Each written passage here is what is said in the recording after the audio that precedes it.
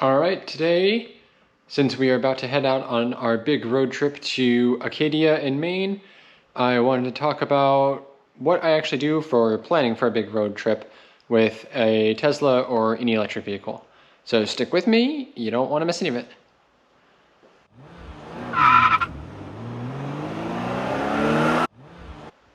All right, so first, you are going to want to make sure that your car is actually charged, because we've had plenty of times that I thought it was, and we were about to pull out in the morning and realized that we're going to have to add an extra unplanned stop and totally change the entire plan.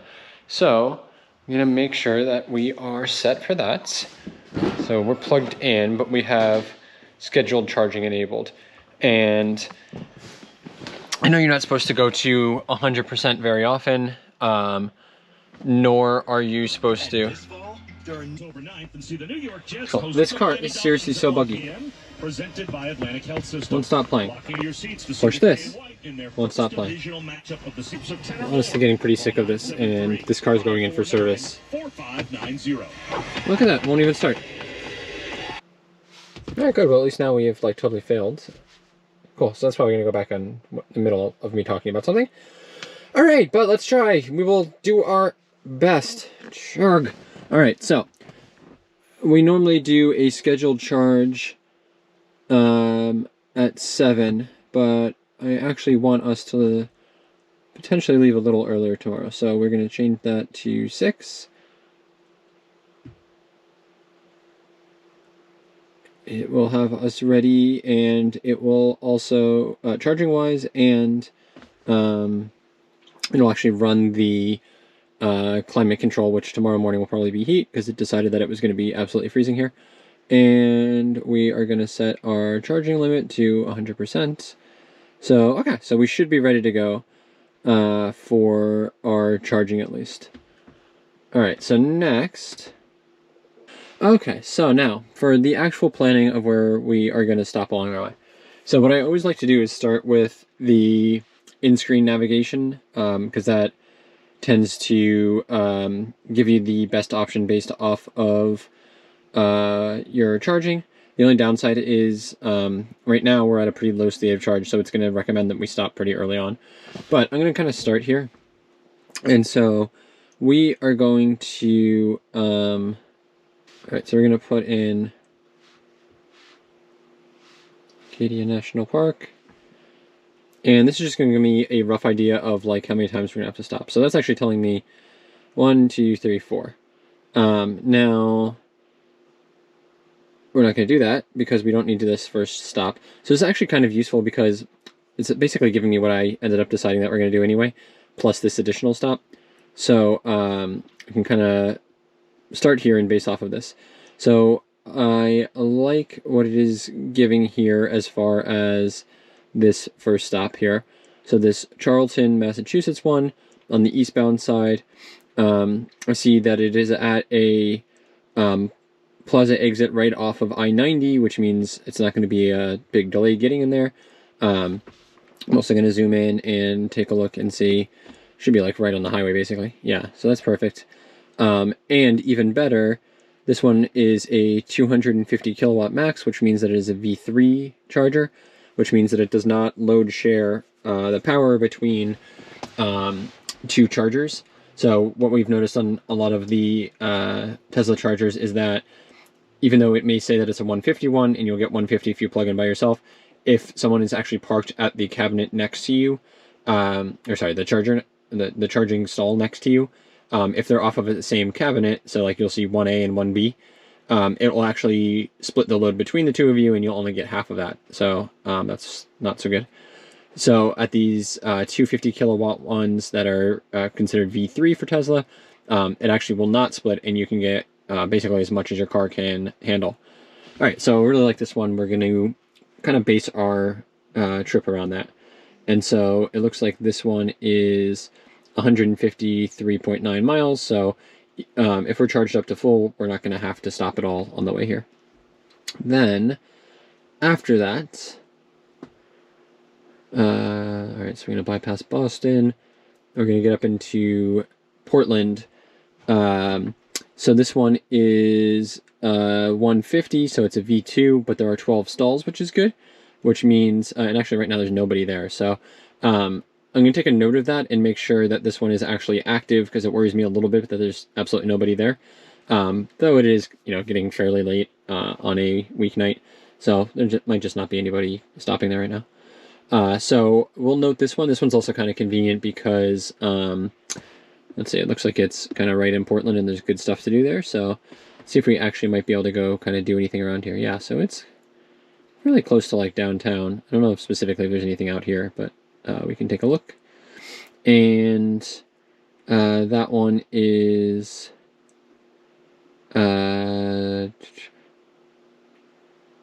yeah, so charging fees are what you would normally expect, which is good, and it looks like there's restrooms and food around.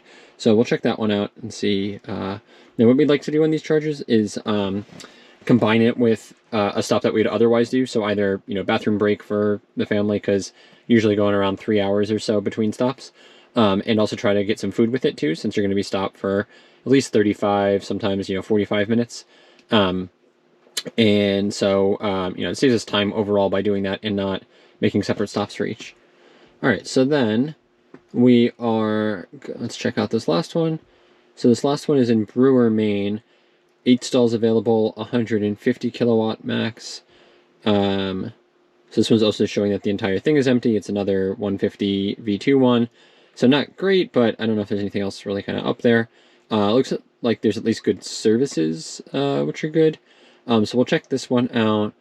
However, I do know that there is actually another one. So we can click on here, which is going to show us other chargers. Let's limit it, turn off these ones, and just do the superchargers. And is it here? Ellsworth. Yeah, so this one has got 8 stalls, but it's a 250. So I much prefer that one because we're going to charge much faster there and not have to share, and it looks like there's accommodations and stuff there. So Ellsworth we're going to check out. And okay, so it's kind of good to know just for while we're in there that there are some slower ones. So I think if we go up here, that's going to show these ones. Yeah. So you've actually got a bunch around here. So in Bar Harbor, where we'll be hanging out, getting some food and drinking and stuff, we have looks like destination chargers. So Acadia Hotel and Ivy Manor Inn. So we'll see. These are probably only going to be for like guests of these hotels, but it's worth a try.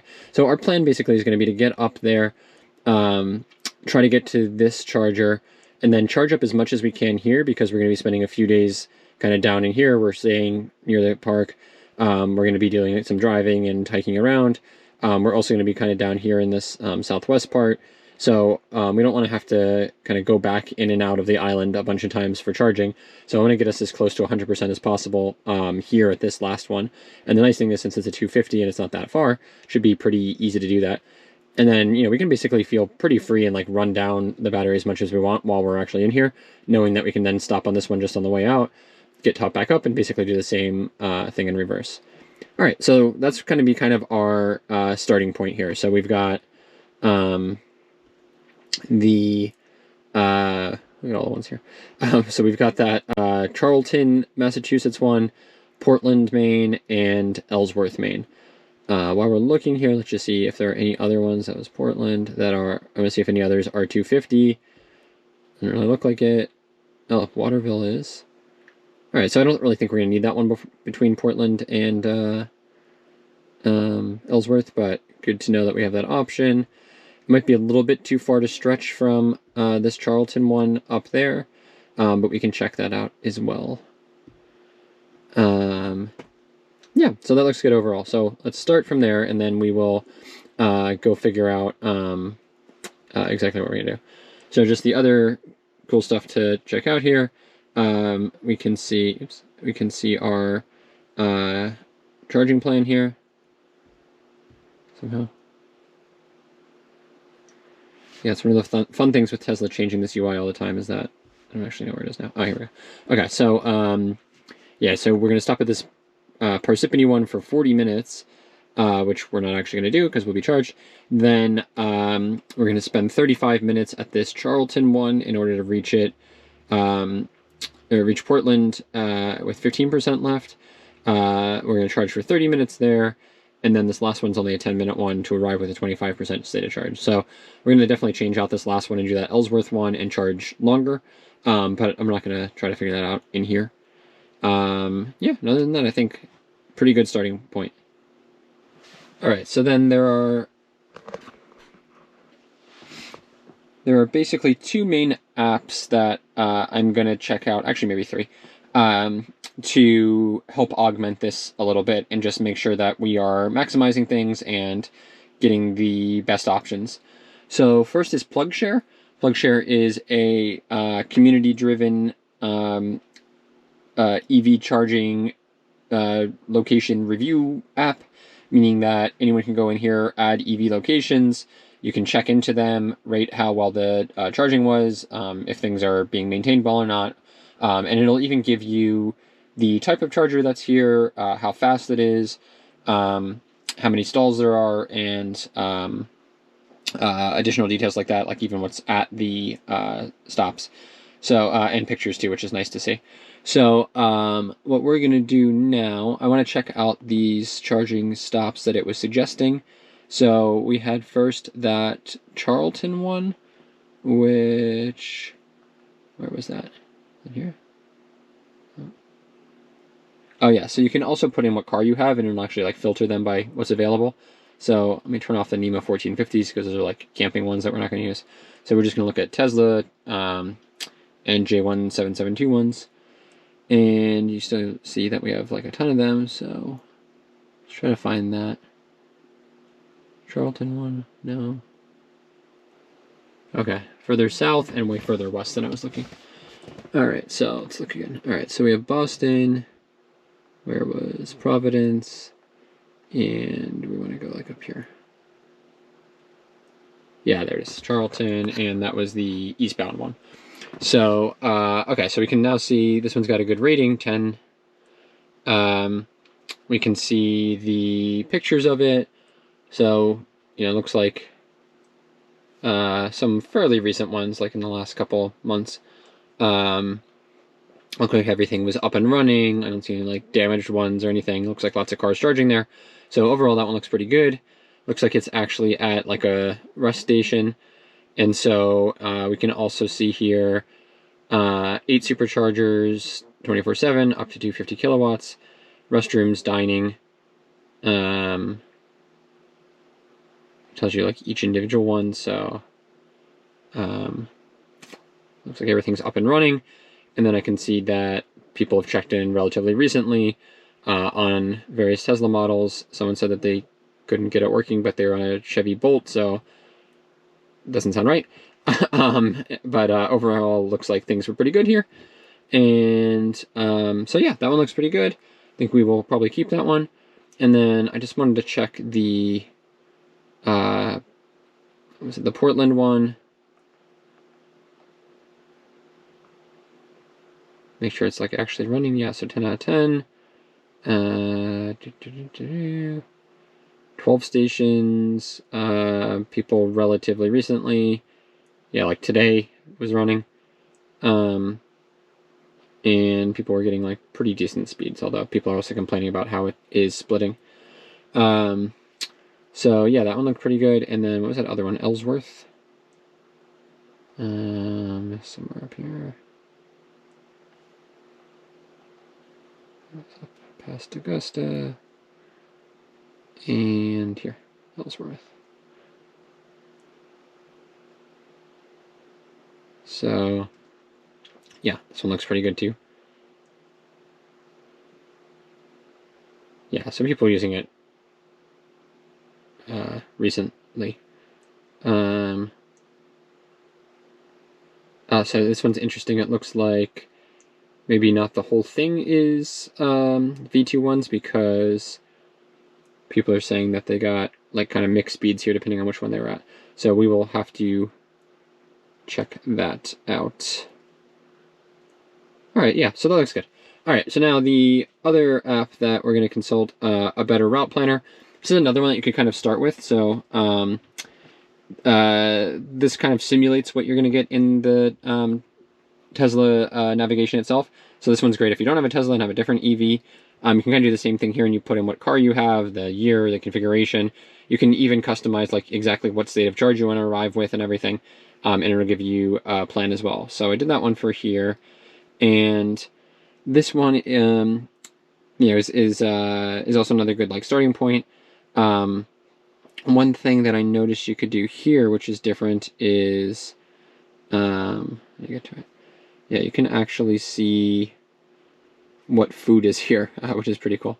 So there's Bento Sushi, Forest Gardens, Tally's Kitchen, Crown Fried Chicken, Leonota's Pizza. So you can see like what options and stuff you've got, even like the coffee options, any shopping. So I think that's pretty cool. I like to use this one just to like check out what we're gonna have at each one. And then, you know, I like to customize things a little bit more than what the Tesla screen gives, so this one's nice for that too. All right, and then the very last one is good old Google Maps. So for this one, I like to use this to look up just sort of what's going to be around there. And so, you know, they've actually been adding more things here too now. So like now I can see it's the Tesla 250 one, which is cool. But you get more pictures and stuff on here than you do through like some of the other apps. So this one's good for like checking out the where things actually are, knowing where you're gonna have to pull to, and then also figuring out what's around there, which is nice. So, you know, I can also see that I think at this one, it's like a kind of a boring service station, but there's a McDonald's and Papagino's. Yay. So helps with that as well. Oh, and the other thing that I did here is you can use this to kind of see where all of them are. And so I was actually able to find that somewhere up here, some like Freeport or something. Is it here? Well, anyway, somewhere up here in Maine, one of the chargers is right next to the, I think it's this one, right next to the LL Bean store. So that was cool because now we know we can go like check that out while we're charging. So, yeah, I really like it for that. And then, you know, I didn't really show this in Plugshare, but another thing I really like from here is not only do you have like the superchargers, but you can also see all of the other chargers. So here we can even see like in Bar Harbor, there are quite a few.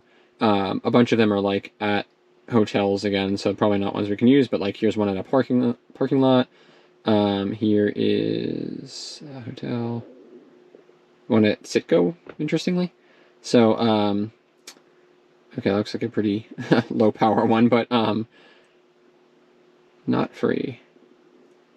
Not marked EV only, so expect icing. Stops charging after an hour. All right, I mean, a lot of limitations with this one, but yeah, whatever. At least it's there and it's available. So, you know, it's also nice to know that just that we have like this backup for a bunch of the places that we're going to be. So yeah, anyway, that's basically how we figure out what we're going to do for our driving, how we're going to charge things, and sort of what options we have. You know, it's getting more and more to the point where you don't have to stress about these things, kind of like gas stations. But obviously, like, we're still, you know, fairly far from that. So having a little bit of advanced planning like this can definitely help. I like to do this old school, so I do this like on a notebook first, just to kind of jot down the stations and the speeds and distances between things. Then I kind of figure it all out and like map it out in Google Maps just to make sure my final plan actually makes sense and I'm gonna be able to get between places. But kind of using all of these apps and tools, I think makes it pretty easy now. And then, you know, you also have the benefit of like having so many public level 2 chargers now that you really don't have to worry about like totally running out of a charge anywhere. And at worst case, like we have our extension cord and our 110 plug, so we can use that if we just need to get like a little bit of a charge somewhere for like truly dead, which I really don't think is going to happen, but you never know.